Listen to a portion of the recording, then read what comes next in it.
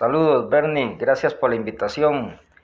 Bueno, con respecto a estos nuevos números o estadísticas que ha sacado el Ministerio de Salud, a mí me queda pues un sinsabor en el sentido de que se persiguen aumentos.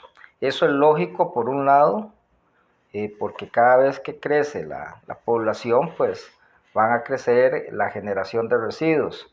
Pero por otro lado, deja la duda de que si esta estadística sale de lo que se contabiliza en disposición final en los rellenos sanitarios, también puede hacer creer que quedan residuos botados en el campo, en el río y en el mar por una no adecuada recolección y también por deficiencias en la cobertura que hacen los municipios como primer eslabón de recolección de los residuos, en su mayoría no valorizables, pero también hay municipalidades que tienen la obligatoriedad o tienen el centro de recuperación para hacer gestión de los valorizables. Entonces, también pues hay otra lógica que hay que tener presente, que en el 2020 aumentaron los residuos por causa de la pandemia. Todavía estamos en periodo pandémico, pero con mayor razón cuando se confinó la gente o se restringió la movilidad libre de la gente, se produjo una mayor cantidad de residuos. Eh, ¿Por qué? Porque se hizo uso de comidas rápidas o chatarra, pizzas y otras comidas que tienen eh, eh, un alto con, sí, sí. Uh-huh. Sobre todo aquellas comidas que denominadas como rápidas o chatarra, que tienen un alto contenido de embalaje, de empaques, lo que hace que se generen más residuos. En este caso, pues muchos valorizables, papel y cartón.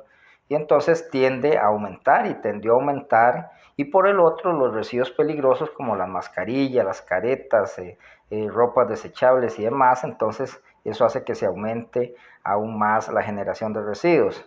Y bueno, y hay que enfatizar que el tema del confinamiento, de la no circulación, también el factor de estrés hace que la gente consuma más y empieza a pedir esas comidas rápidas, que era lo que dejó un margen ahí de comercialización.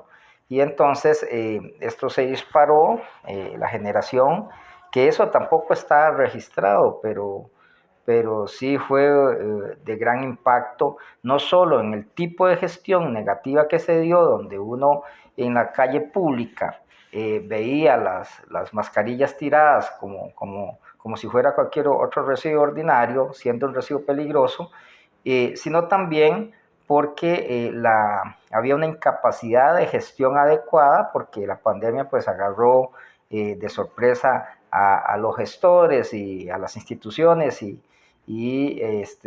a las municipalidades. Entonces todo ese tipo de residuo peligroso iba en conjunto con los residuos ordinarios no valorizables, digamos. Entonces, ahí también son dos causas de aumento de esos residuos. Eh, bueno, y por otro lado, también el informe indica que en el 2020 aumentó la recolección a un 12% de valorizables privados. Bueno, por privados aquí estamos entendiendo, un poco impreciso, pero estamos entendiendo los hogares, porque se logró recolectar más papel y cartón y demás. Pero también los privados aquí se podría estar entendiendo como el sector industrial. Entonces hay una imprecisión, y los residuos industriales pues son diferentes a los residuos ordinarios que se generan en las casas, pero aquí estamos entendiendo como las casas. Entonces podría ser que sí, que aumentó la recolección de valorizables,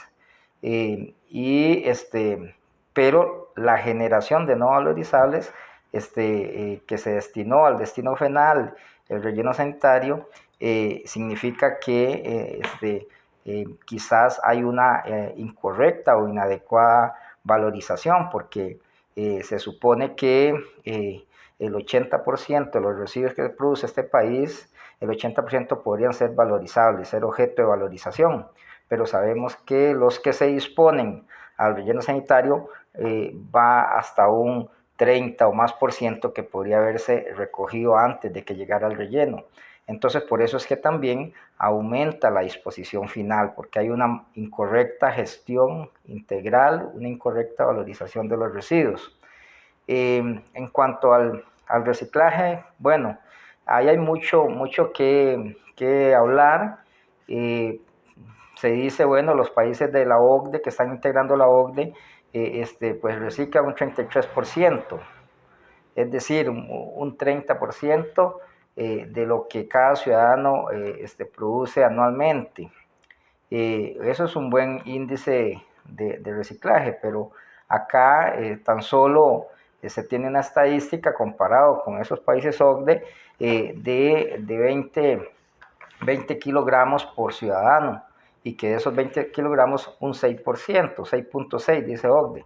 Bueno, aquí algunos hablan de 6% de reciclaje, pero quizás habría que afinar más el lápiz para especificar cuál es esa realidad. Algunos calculamos que el reciclaje en este país anda por alrededor de 4 puntos. Y entonces eso llama la atención, que hay que redoblar esfuerzos para aumentar el reciclaje. También es importante, pues han habido instrumentos que llaman a la ciudadanía y a los sectores a hacer una correcta gestión. Sin embargo, falta fuerza institucional en la rectoría para decirle a esos gestores municipales y esos gestores privados que mejoren la gestión y que cumplan metas de reciclaje. Hoy no existe una meta de reciclaje, entonces todo lo que haga cualquier actor de la sociedad costarricense es bueno, porque no hay un parámetro para llegar y medirse sobre ese parámetro. Entonces, por ejemplo, en el 2016, con la estrategia de reciclaje, dijimos que al 2021 estaríamos reciclando el 15%, porque en el 2014 un informe de la Contraloría de la República indicó que apenas se reciclaba en Costa Rica un 1.4. Entonces, como era el índice o el indicador tan bajo, bueno, al 2021, llegamos al 2021 y, como lo repito, quizás alcanzamos un 4% siendo ambiciosos. Entonces, todo eso significa que hay que redoblar esfuerzos institucionales de la ciudadanía, como lo hacen otros países, pagar por lo que se deja de gestionar. Eso quizás arreglaría las cosas un poco, porque atiende al cambio de hábitos de la ciudadanía. Recuerden que toda esta gestión de los residuos y donde ha avanzado, bueno, ha habido grandes esfuerzos en educación para cambiar los hábitos de consumo en primer término, y en segundo término los hábitos de producción también. Entonces también habría que penalizar los residuos que no se gestionan. Es decir, si yo produzco más y sigo usando la técnica de la bolsa única, donde he hecho todo para que se lo lleve el camión compactador al relleno sanitario, a mí tienen que penarme. Y por el contrario, incentivar a aquel que hace separación y que saca el mínimo de residuos no valorizables. De tal manera que todos estos números que van saliendo lo que nos llama es a reflexionar, y que hay que indagar más, tener más certeza de los datos, y llamar más la atención a todos los generadores. Todos somos generadores en una u otra manera, para que hagamos las cosas bien. Muchísimas gracias y nos estamos conversando, Bernie. Saludos.